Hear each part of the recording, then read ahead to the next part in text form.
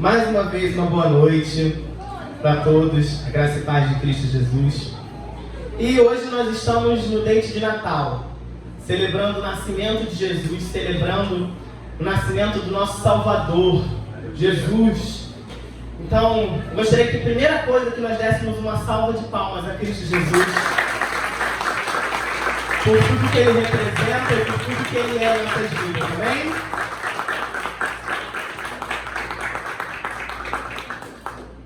Para começarmos essa ministração, eu gostaria de contar para vocês uma história. Certa noite, um grupo de empresários estavam reunidos administrando seus negócios. Muito atarefados, tinham diversas atividades a realizar. Reuniões, negociações, ligações, pagamentos, compra e venda, balanços de estoque, conferências. Eles estavam trabalhando até que em um momento, um grupo de homens desconhecidos entram em sua sala de reunião sem avisar. Eles não tinham horário marcado e nem haviam comunicado a visita. Pense nisso. Aquele grupo de homens estava numa reunião de negócios, quando de repente um grupo de homens desconhecidos abrem a porta abruptamente e entram na sala de reuniões. Esses empresários, ainda assustados com o que estava acontecendo, recebem um convite inusitado daqueles homens desconhecidos. Eles dizem o seguinte para esse grupo de empresários muito atarefados: parem tudo o que estão fazendo imediatamente. Vão até a pensão mais humilde desta cidade. Lá vocês encontrarão uma criança deitada em um berço improvisado e ela mudará o mundo. Qual seria a sua reação? Você daria ouvido àqueles homens desconhecidos? Chamaria os seguranças para retirá-los à força do local? Ou curioso, iria até aquela criança? E se eu disser para você que esta história não é inventada, mas baseada em fatos? Esse ocorrido realmente aconteceu em um tempo passado e de uma maneira um pouco diferente. E é sobre a história original que nós iremos falar hoje. Gostaria que você abrisse a sua Bíblia, por favor, em Lucas 2:8.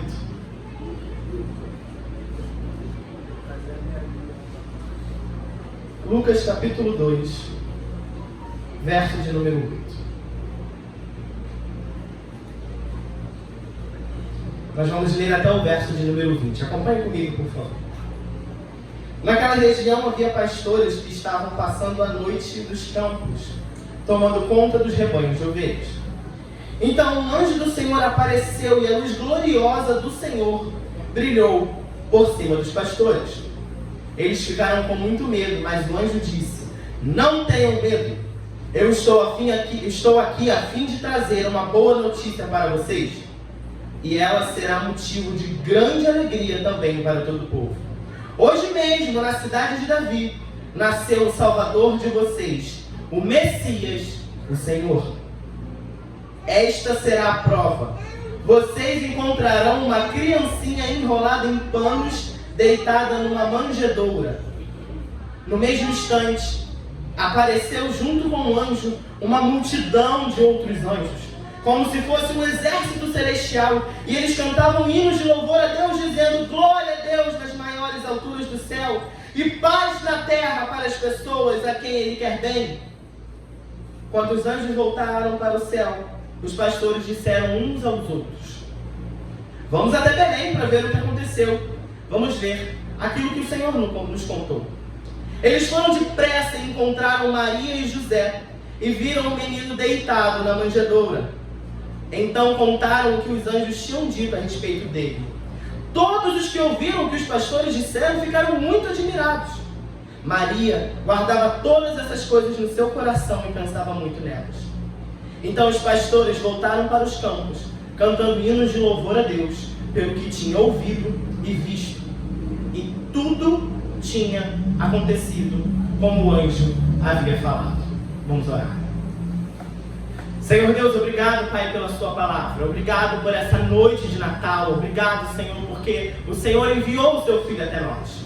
Deus, abra os nossos corações, derrama sobre nós uma porção dobrada da sabedoria, para que venhamos entender essa palavra e ela venha germinar em nossos corações, produzindo muitos frutos. Frutos de discipulado, frutos de salvação, frutos de multiplicação para a glória de Deus. Muito obrigado, Senhor, em nome de Jesus. Amém. Amém. Glória a Deus.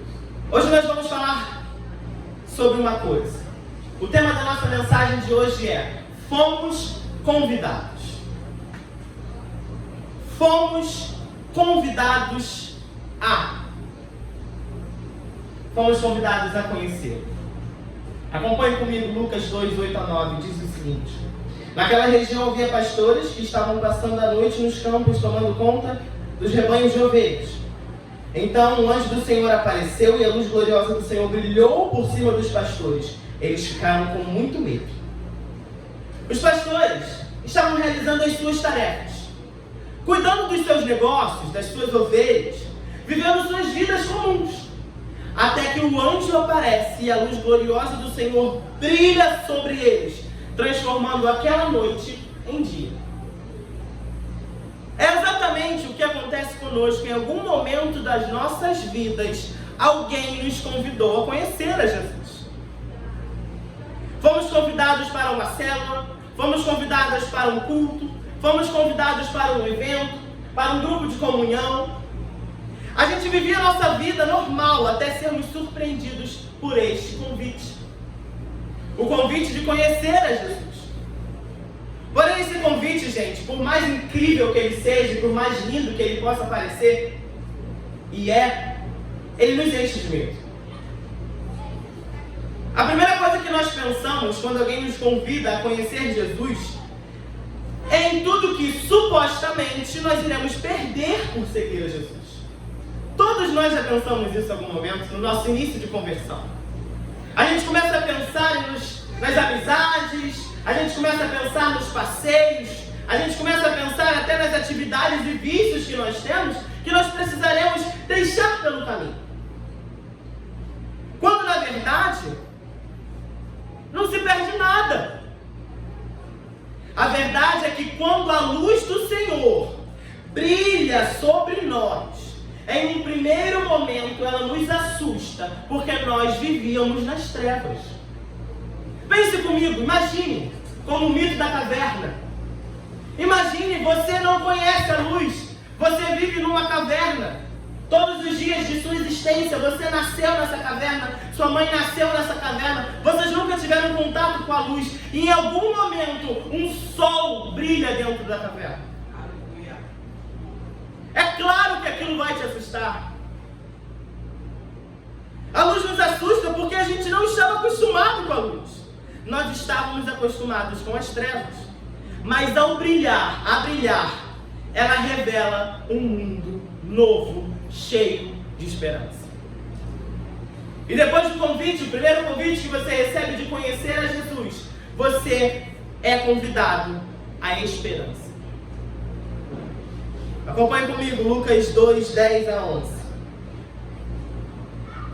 Mas o anjo disse: não tenham medo, estou aqui a fim de trazer uma boa notícia para vocês, e ela será motivo de grande alegria também para todo o povo. Hoje mesmo, na cidade de Davi, nasceu o Salvador de vocês, o Messias, o Senhor. Quando somos, gente, agraciados pelas boas novas de Cristo, nós não queremos mais medo. Toda incerteza, insegurança, ansiedade, dúvida, frustrações, traições, tudo é destruído perante a luz gloriosa do Senhor. 1 João 4,18.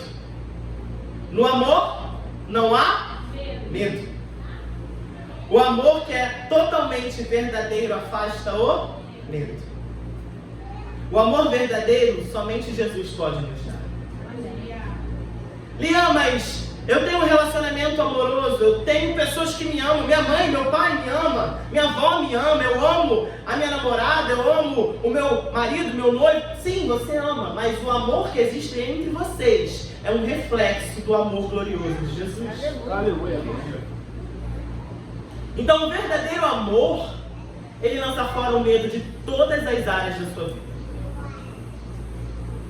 Os pastores receberam a notícia do nascimento de Jesus. Gente, não era só mais um nascimento entre os milhares que já existiram, estão acontecendo neste presente momento e vão acontecer. E eu quero montar meu pequeno time de futebol com 4.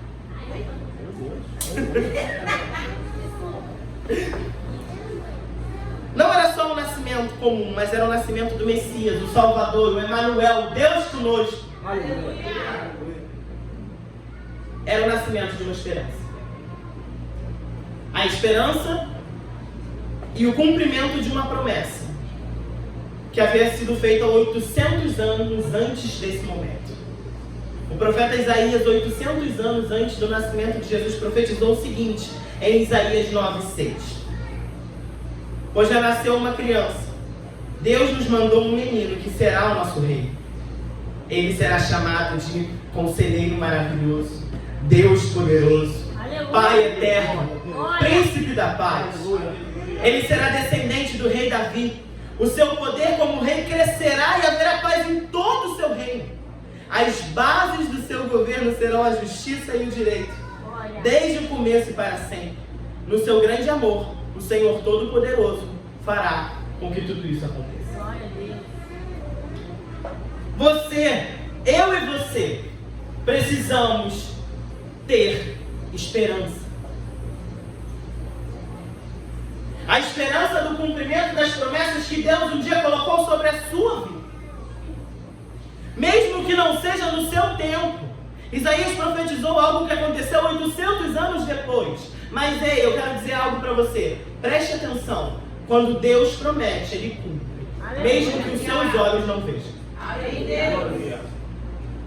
A promessa feita por Deus sobre a sua vida, sobre a sua família, sobre as suas finanças, sobre o seu relacionamento, irá se cumprir.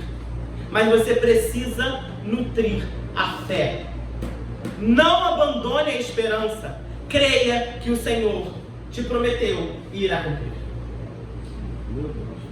Nós fomos convidados a conhecer a Jesus e esse conhecimento de quem Ele é nos fez um convite a uma esperança.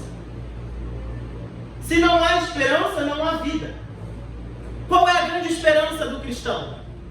Que todos, quando morrermos, iremos morar na gloriosa mansão celestial preparada desde a fundação do mundo.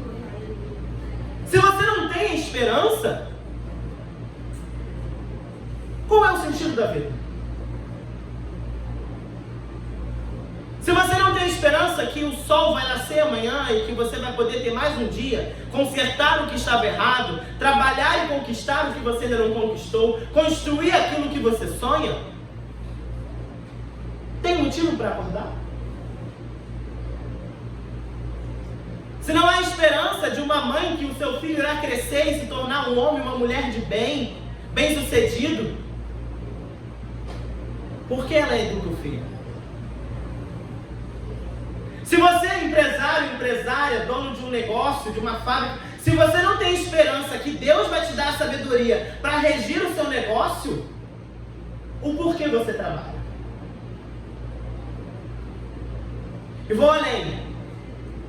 Se você não tem esperança que Deus vai usar os médicos no dia da sua enfermidade, por que você vai ao pronto-socorro?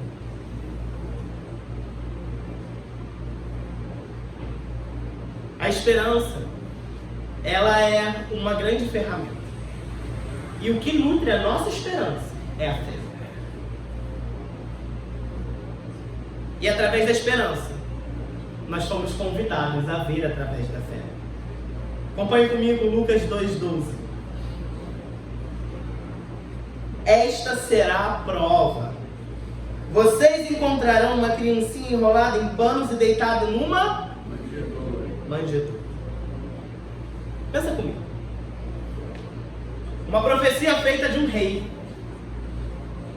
Vamos aqui ler novamente. Conselheiro maravilhoso, Deus poderoso, Pai eterno, Príncipe da paz. E aí, todos aguardando o Messias, o Emanuel, Deus conosco. E os anjos viram para esses pastores, pessoas comuns, como eu e você, e falam: vai ali até a estrebaria que você vai encontrar ali numa manjedoura enrolada em pano. Uma estrebaria? Um local onde ficava cavalos, jumentos, éguas. Local de animal sujo, pouco arejado, com pouca luz, ou talvez até sem luz. Sem uma iluminação de tocha, porque é um local feito de madeira com feno. Imagina, talvez nem luz tinha, a não ser a luz que entrava pela clarabóia ou pela janela. Uma manjedoura, o local onde se colocava alimento, feno para os animais comerem. O que tem de luxuoso nisso? Nada. Não faz sentido algum. Como Salvador, Messias, aguardado por tanto tempo, estaria nesta situação? Eu gosto de pensar que naquele momento os pastores devem ter pensado assim: gente, eles erraram a localização desse Messias. Não é possível. Eles erraram o endereço. Os anjos estavam errados.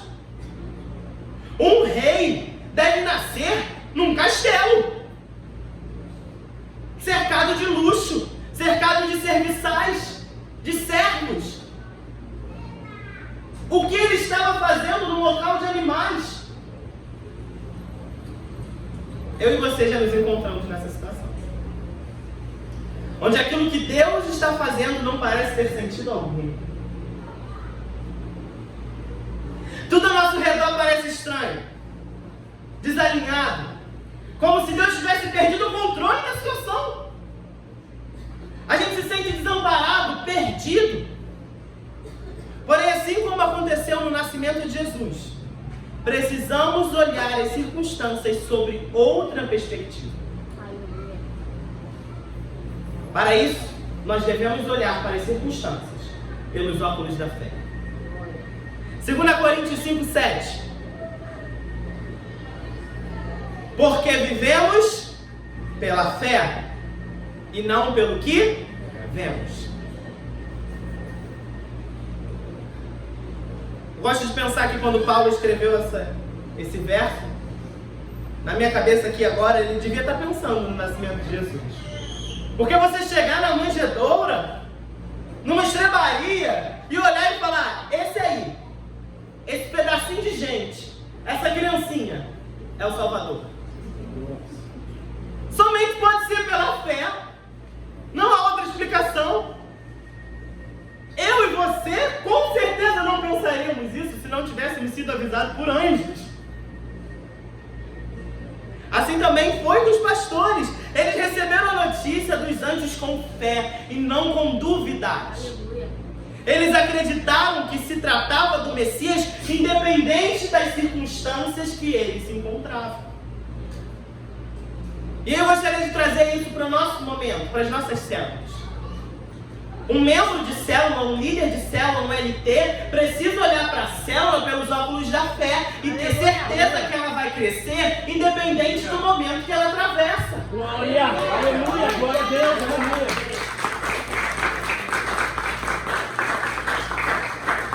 Um membro precisa olhar para a sua casa e ter certeza que ele vai ser um anfitrião, mesmo que a sua casa não seja um palacete. Talvez a sua casa seja mais como uma estrebaria, mas pelos olhos da fé, você vai dizer: aqui receberei os servos do Rei da Glória. Aleluia! Glória a Deus! E digo mais para você: eu já fui anfitrião de célula e outras pessoas que foram. Eu digo para você: até a nossa casa melhora fisicamente quando somos anfitriões de célula. Aleluia. É uma verdade poderosa do Senhor nas nossas vidas, porque a gente está olhando pelos olhos da fé. Nós precisamos ter sempre aquele olhar de quando a gente olhou para Jesus pela primeira vez. Aquele olhar que a gente, sabe, lembra do momento da sua conversão? Que você saiu da igreja assim: caraca, eu vou sair voando, eu vou evangelizar 3 horas da manhã, eu vou entrar nas comunidades do Rio de Janeiro e nada vai me parar. É esse olhar que Jesus quer que você tenha.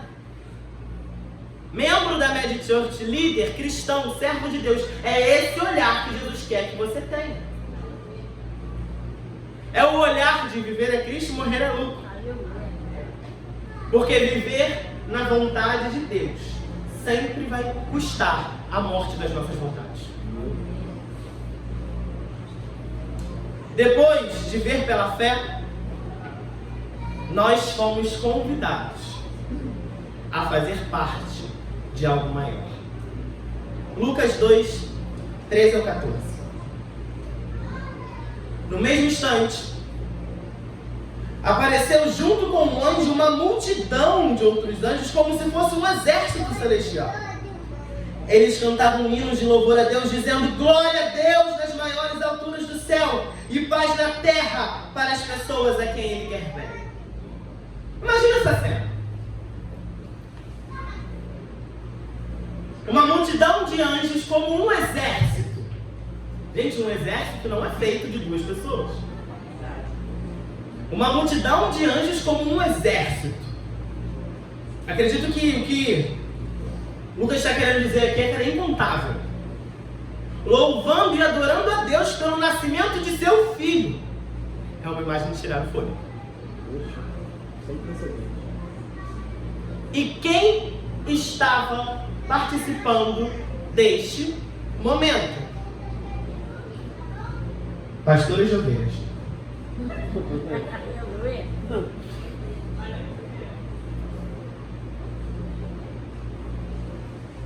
Uma profissão comum. Homens do campo. Homens comuns que estavam vivendo as suas vidas comuns até serem surpreendidos por um momento incomum.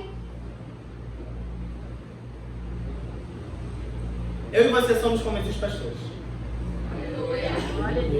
Vivíamos nossas vidas comuns, correndo atrás de nossos objetivos comuns, sendo zelosos com os nossos interesses comuns, colocando coisas comuns como nosso maior objetivo de vida, até que fomos surpreendidos pela majestade gloriosa de Cristo Jesus. O amor verdadeiro e a paternidade de Cristo perfurou o nosso coração de pedra e fomos transformados e marcados para sempre por esse encontro com Deus. Glória a Deus, aleluia. Daí em diante, gente, tudo mudou. Não vivemos mais para nós, para as nossas vidas comuns, mas sim para Cristo. Nossos sonhos não são mais os nossos sonhos, mas de Deus. Nossa vida ganhou um rumo, um alvo, uma direção, ganhou um propósito. Romanos 8,30, por favor.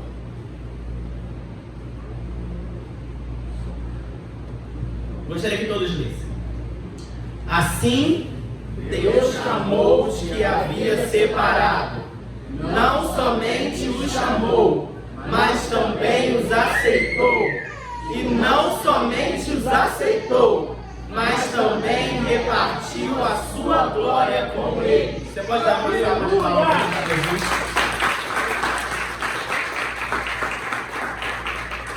Ao recebermos a glória de Deus, tudo mudou. Agora eu e você, que éramos pessoas comuns, fazemos parte de algo muito maior que as nossas próprias vidas. Nós fazemos parte do reino de Deus. Aleluia. E quando nós fazemos parte de algo muito maior, nós somos convidados a sermos testemunhas. Lucas 2, 15 ao 19, acompanhe comigo, por favor. Quando os anjos voltaram para o céu, os pastores disseram uns aos outros: vamos até Belém para ver o que aconteceu. Vamos ver aquilo que o Senhor nos contou. Eles foram depressa e encontraram Maria e José e viram um menino deitado na manjedoura. Então contaram o que os anjos tinham dito a respeito dele. Todos os que ouviram o que os pastores disseram ficaram muito admirados. Maria guardava todas essas coisas no seu coração e pensava muito nelas. Os pastores, após receberem as orientações dos anjos, prontamente foram até o local indicado. E lá encontraram tudo como os anjos haviam falado. Porém, eles não guardaram o ocorrido para eles, mas testemunharam a todos que estavam ali tudo o que havia acontecido. Eles foram testemunhas do poder e do agir de Deus. E eu queria que você prestasse muita atenção nesse verso, que é o verso de número 19. O testemunho deles, gente, não somente anunciou sobre o nascimento de Jesus, mas fortaleceu Maria após o parto. Projeta de novo o verso 19 para mim, por favor. Maria guardava todas essas coisas no seu coração e pensava muito nelas. Pense nessa mulher. Pense em Maria. Estava com um casamento certo e virgem se torna grávida. José, um homem que a Bíblia diz que era um homem de bem, um homem bom, iria romper o contrato de casamento em segredo para não envergonhar Maria, porque ele acreditava que ela teria tido relações com outra pessoa. Mas o anjo vem sobre ela e anuncia, o anjo Gabriel anuncia para ela que ela está grávida do Espírito Santo. E o mesmo anjo vai até José e anuncia que ele não tem que romper o contrato porque ela está grávida do Messias, do Senhor.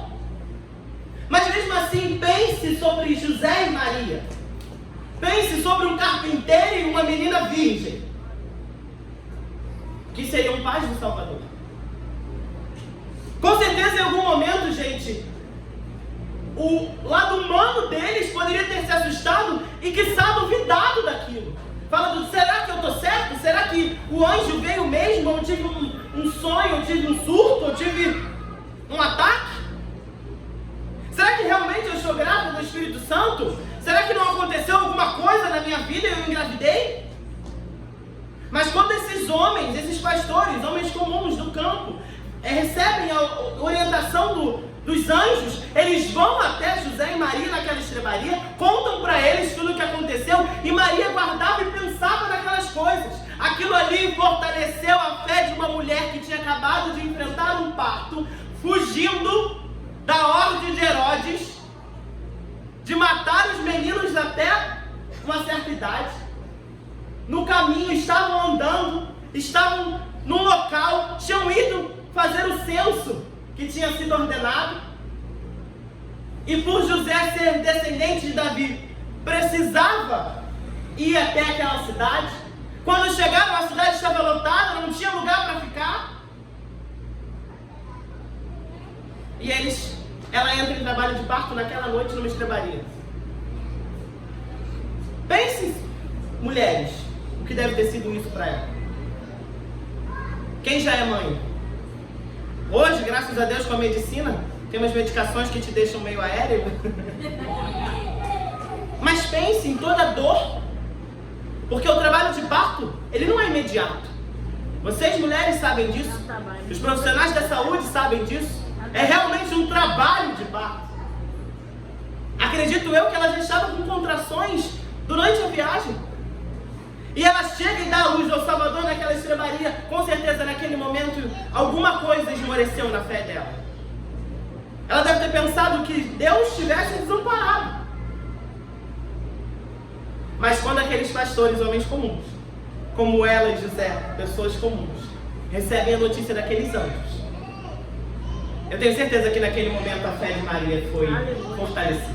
Amém. Glória a Deus. E ali ela teve forças para criar aquele que seria o nosso Salvador. Aleluia.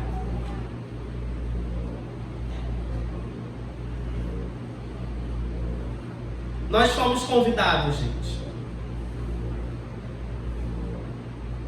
a sermos testemunhas. Nossa vida precisa ser um testemunho íntegro de Jesus. Precisamos ser cristãos a todo momento, onde estivermos. Hebreus 12:1, por favor. Acompanhe comigo. Assim nós temos essa grande multidão de testemunhas ao nosso redor. Portanto, deixemos de lado tudo que nos atrapalha e o pecado que se agarra firmemente em nós e continuemos a correr sem desanimar a corrida marcada para nós. Preste atenção, não se trata de nós. Não se trata de eu e você, mas do reino.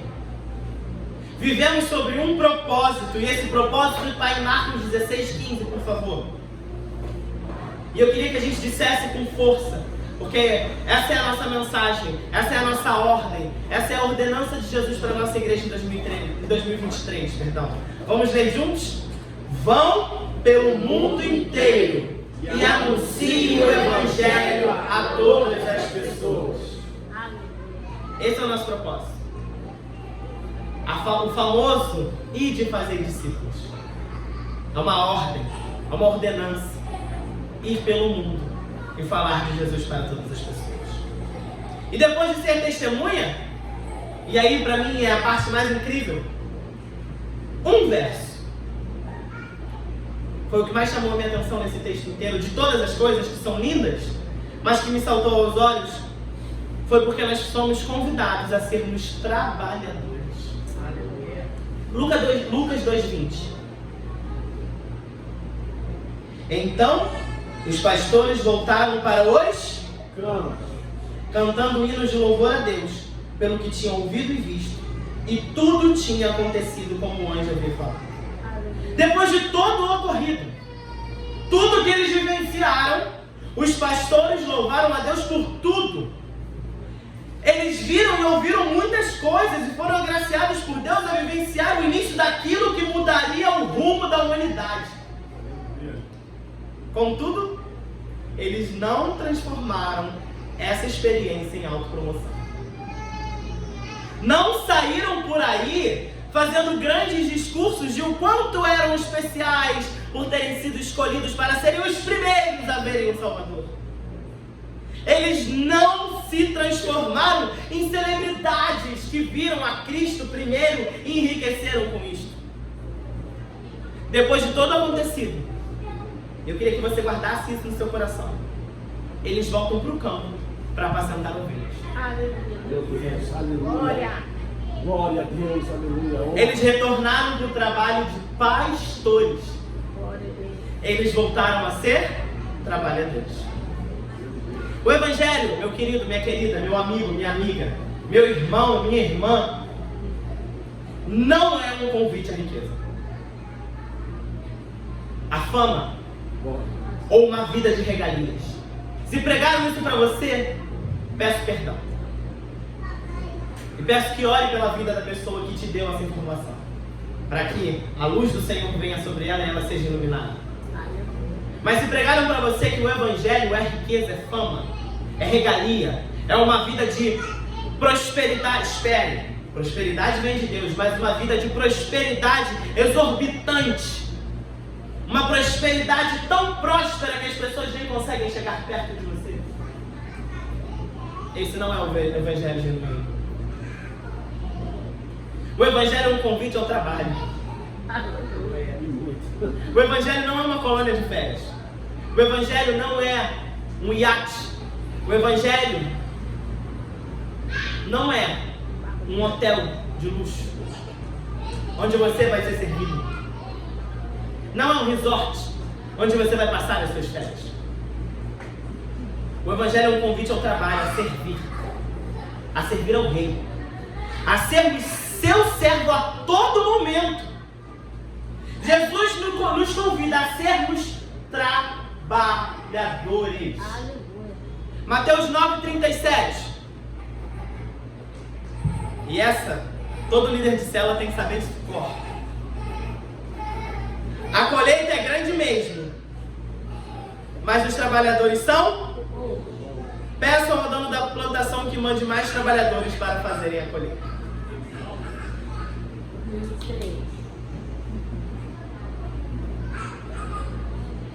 Isso quem falou foi Jesus. A parábola do ceifeiro saiu da boca de Cristo. Aquele que era o rei serviu.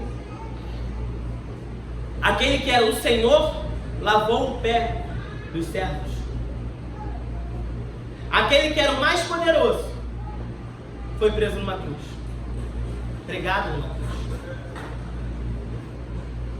E ele disse que a colheita era grande, mas os trabalhadores são poucos. Porque muitas vezes os trabalhadores estão olhando para outro propósito. Muitas vezes os trabalhadores de Jesus estão olhando para o seu propósito. Jesus não chama pessoas desocupadas. Não. Jesus não chama pessoas desocupadas para serem seus discípulos. Ele convida pessoas como eu e você, que temos afazeres e atividades diárias, para que coloquemos tudo em segundo plano, para priorizarmos o reino. Nenhum propósito, e aí eu gostaria que você prestasse muita atenção, que você compartilhasse essa frase durante a semana, que você dissesse isso para você todos os dias da sua vida, para que você não venha se desviar. Nenhum propósito que Deus te deu é maior do que o propósito de servir. Vou repetir isso para você. Nenhum propósito do que Deus te deu, porque os propósitos vêm de Deus, é maior do que o propósito de servir. Eu tenho o propósito de ser um empresário, uma empresária bem-sucedida, amém. Mas isso não é maior que o propósito de servir. Eu tenho o propósito de ser um grande profissional na minha área, amém. Mas não é maior que o propósito de servir. Eu tenho o propósito de ser uma mãe excelente, um pai excelente, amém. Mas não é maior do que o propósito de servir. Sabe por que nós vivemos uma crise de propósitos? Nós vivemos uma crise de propósitos. Muitas pessoas estão pregando por aí que o seu propósito é o que importa. Preste atenção, o seu propósito é uma dádiva da graça de Deus sobre a sua vida. O que importa é o propósito de Deus. Aleluia. O propósito do rei. O reino vive para servir ao rei, não o rei ao reino. Os súditos vivem pelo rei, não o rei pelos súditos. Embora Jesus tenha feito isso. Aleluia. Quando pregarem para você sobre o seu propósito, preste atenção. Sim, é de Deus o seu propósito, Ele te deu. Mas o seu propósito não é superior ao propósito de servir. Glória a Deus. Não é superior ao propósito de fazer discípulos. Não é superior ao propósito de colocar o seu propósito em segundo plano. Uau! Jesus. Precisamos estar atentos. Querida igreja, Medi Church, esteja atenta, porque o seu propósito e o meu propósito é uma ferramenta e não o destino final. Aleluia. O destino é um caminho, o destino final é o Rei da Glória, é morar com Ele no céu. Aleluia. Nenhum propósito que Deus nos deu é maior do que o de servir, de sermos discípulos, de sermos testemunhos. Deus convida pessoas comuns como eu e você para sermos líderes de célula, para sermos anfitriões, para sermos supervisores, para sermos pastores, para sermos missionários, para sermos voluntários. Deus convida pessoas como eu e você para servir. Ele invade nossas vidas sem sentido, nos dando um novo sentido. Glória a Deus, aleluia, louvado seja Deus. Aleluia, aleluia. Oh, aleluia, meu rei, aleluia. Glória a Deus. Ele nos dá novos sonhos, gente. Quantas vezes eu e você já deixamos os nossos sonhos morrerem? Mas Deus, Ele não só ressuscita, como Ele dá novos. Ele reacende a chama da esperança. Ele nos faz ver através da fé. Ele nos convida a fazer parte de algo maior, testemunhando o seu amor e sendo trabalhadores do seu reino. Aleluia. Nesta noite que celebramos o nascimento de Jesus, Ele nos faz um convite. Um convite de segui-lo, de o aceitarmos em nossos corações, de sairmos da vida de trevas para uma vida de luz. Nesta noite de Natal, Jesus nos convida a nascer novamente com Ele, de sermos uma nova pessoa, de termos uma nova família. Nessa noite de Natal, eu e você, nós fomos os convidados. E a pergunta de hoje para mim e para você é: você aceita o convite? Se coloca de pé.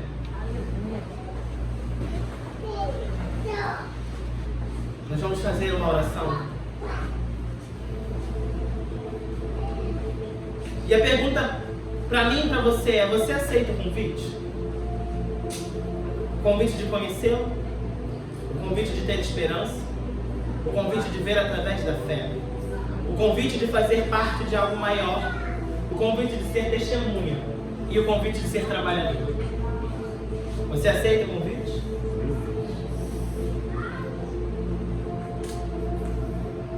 Você que nunca conheceu, você que nunca provou dessa esperança, você que nunca aceitou o convite de Jesus, nunca. Esse primeiro momento não é para você que está fraco, ou para você que está desviado, é para você que nunca vivenciou o amor de Jesus.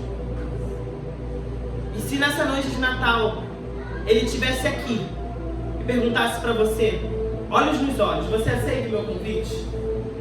Você que gostaria de aceitar esse convite de Jesus, levante sua mão, por favor.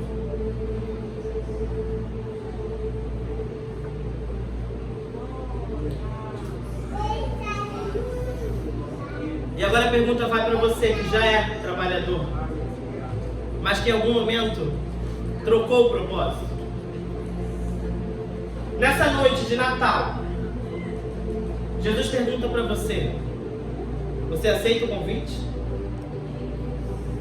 Você aceita o convite de colocar os seus sonhos em segundo plano? Você aceita o convite de olhar para frente, deixando algumas coisas para trás? Você aceita o convite de abrir mão do seu propósito pelo propósito dele? Se você em algum momento da sua caminhada cristã se perdeu, até mesmo ainda dentro da igreja, gostaria que você viesse aqui na frente, por favor. Você que aceita esse convite, você que se sente fraco, você que se sente afastado do propósito do Senhor, vem aqui. Nessa noite de Natal, Ele está te chamando para nascer de novo. Aleluia.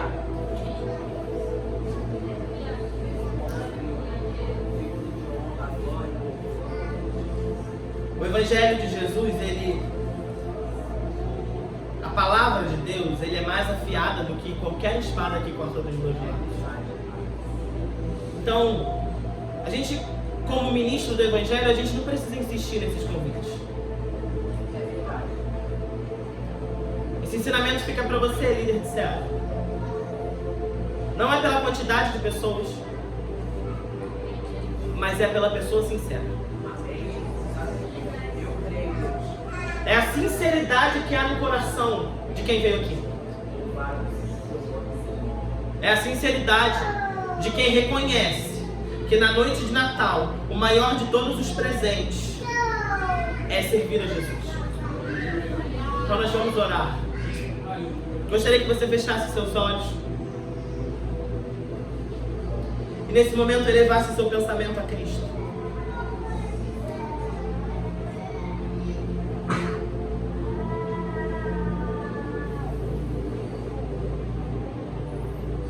O Natal é muito além de árvores, presentes, ceias ou Papai Noel.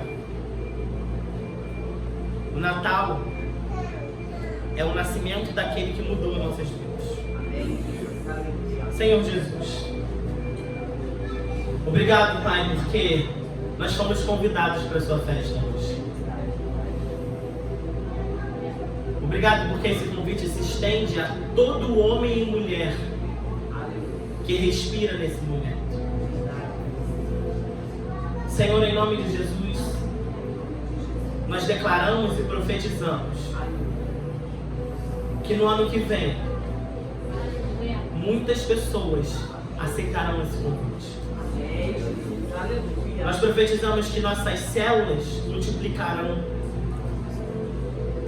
na proporção de 3:1, Senhor. Nós profetizamos que líderes serão supervisores.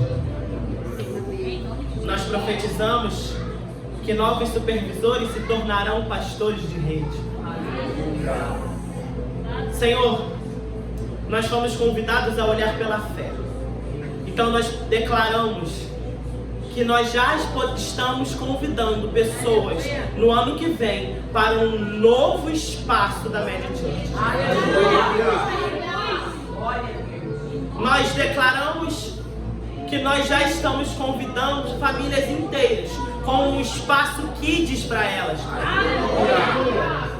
Nós declaramos que nós iremos convidar a comunidade ao redor para viver a igreja. A igreja não será, Pai, um prédio na comunidade, ela será a comunidade. Nós profetizamos novas igrejas da média espalhadas, Pai. Nós profetizamos novos pastores. Nós profetizamos o reino de Deus. Porque um dia nós fomos convidados e nós aceitamos esse convite. E agora, como arautos da alegria, como arautos das boas novas, como arautos do evangelho, nós sairemos, Pai, por essa cidade, por esse estado e por essa nação e por este mundo, fazendo o convite e dizendo: você aceita Jesus no seu coração? E nós temos a certeza que as pessoas irão aceitar, porque o verdadeiro amor lança fora todo medo, e onde Jesus está, a tristeza salta de alegria, onde Jesus está, o cego enxerga, o mudo fala, o surdo ouve, o coxo anda, onde Jesus está, tudo se transforma, e a luz de Deus transforma a noite, trevas em um dia claro, como o raiar do sol numa manhã de verão. Senhor Jesus, nessa noite de Natal, nós fomos presenteados. O convite é um convite a receber um presente, e esse presente é a salvação eterna em Cristo Jesus. Obrigado, Jesus, por essa verdade. Obrigado por seu amor. Obrigado, Pai. Obrigado, Jesus.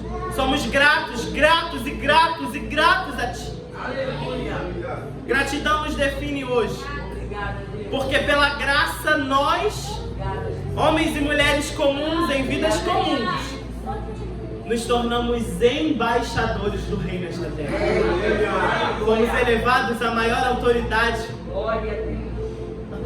que alguém poderia ter dentro de um reino, abaixo do reino. Porque o Senhor Jesus, como nós lemos no texto, compartilhou a sua glória conosco. Aleluia. Obrigado, Deus, por essa noite. Obrigado pelas pessoas que vieram aqui à frente. Toque nelas, porque elas aceitaram o seu convite. Toque nelas, porque elas ouviram a sua voz. E faça delas arautos, pessoas que vão sair por aí, nas suas células, nos seus amigos, na sua família, convidando outras pessoas a viverem o amor de Jesus. Aleluia. Pai, muito obrigado por essa noite de Natal, obrigado por essa ministração, obrigado por essa igreja, por esses líderes. Em nome de Jesus. Amém.